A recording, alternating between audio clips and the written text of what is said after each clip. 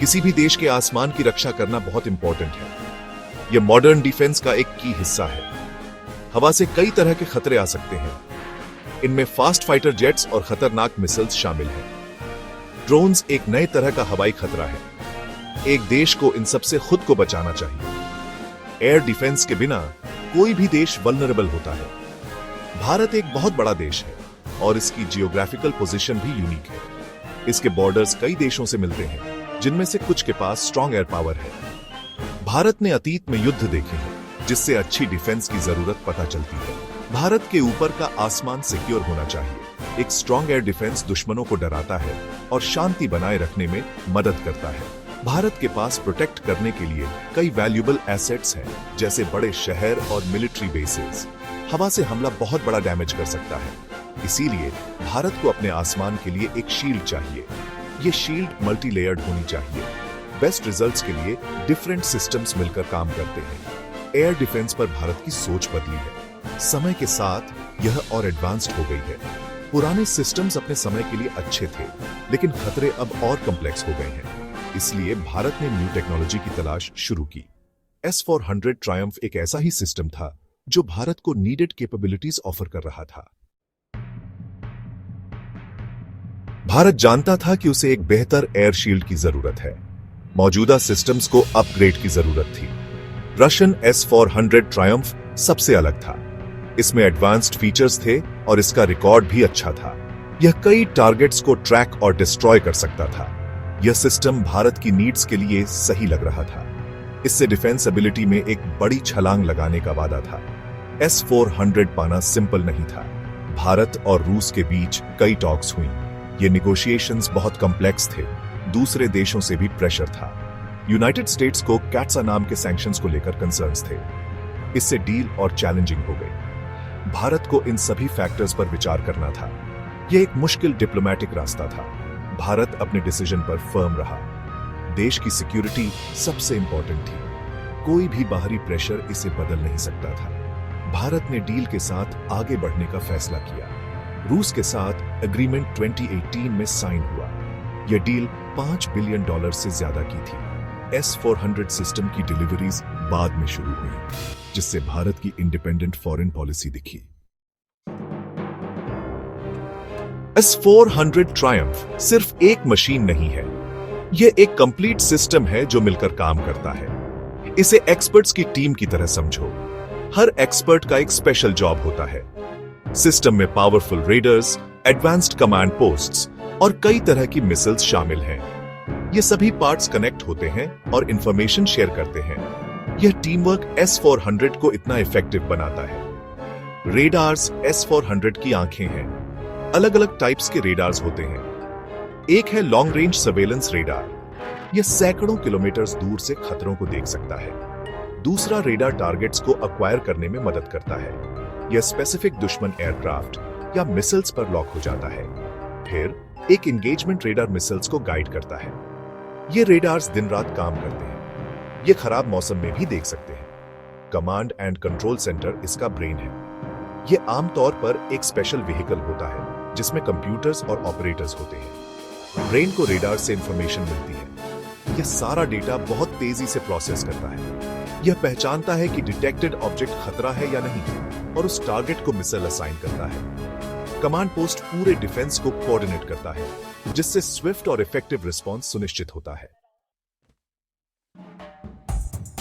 Section 4 S-400 कैसे देखता और शूट करता है। एक सिंपल एक्सप्लेनेशन। S-400 का काम डिटेक्शन से शुरू होता है। इमेजिन करो एक ऊंचा वॉच टावर जिसकी आंखें बहुत शार्प हैं। लॉन्ग रेंज सर्वेलेंस रेडार वैसा ही है। यह लगातार आसमान के एक बड़े एरिया को स्कैन करता रहता है।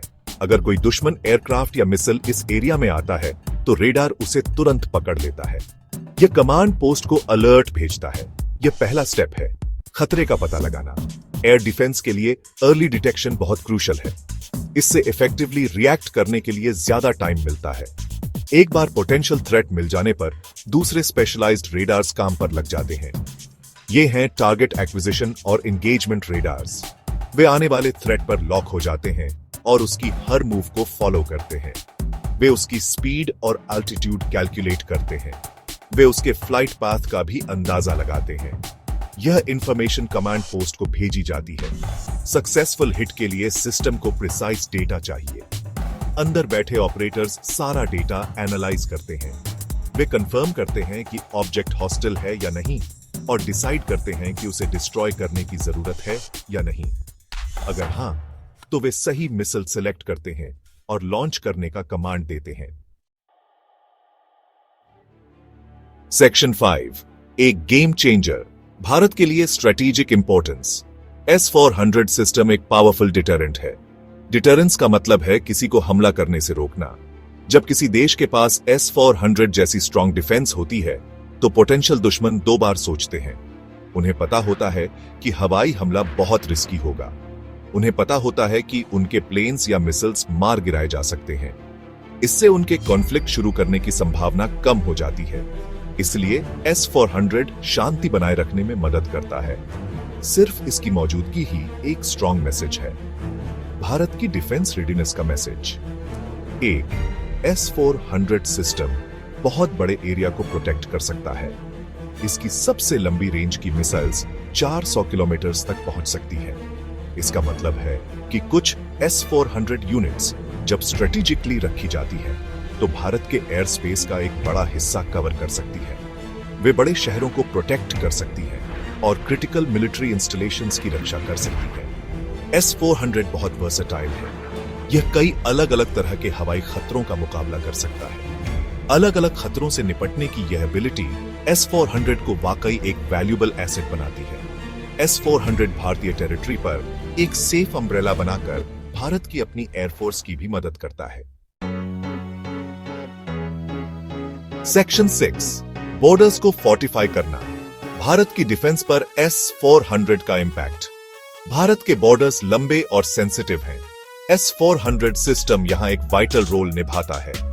यह इन बॉर्डर्स पर डिफेंसेस को काफी स्ट्रेंथन करता है, खासकर पाकिस्तान और चाइना के साथ वाले फ्रंट्स पर। S-400 एक क्विक रिस्पांस कैपेबिलिटी प्रदान करता है। यह किसी भी एयर स्पेस वायोलेशन पर तेजी से रिएक्ट कर सकता है। यह इंडियन एयर स्पेस के पास उनके एयर ऑपरेशंस को लिमिट करता है। S-400 इन सिस्टम्स को रिप्लेस नहीं करता, बल्कि उनके साथ इंटीग्रेट होता है। सेक्शन 7, होराइजन के पार S-400 और भारत का future air defence. S-400 Triumph Bharat के लिए एक वाइटल एसेट है।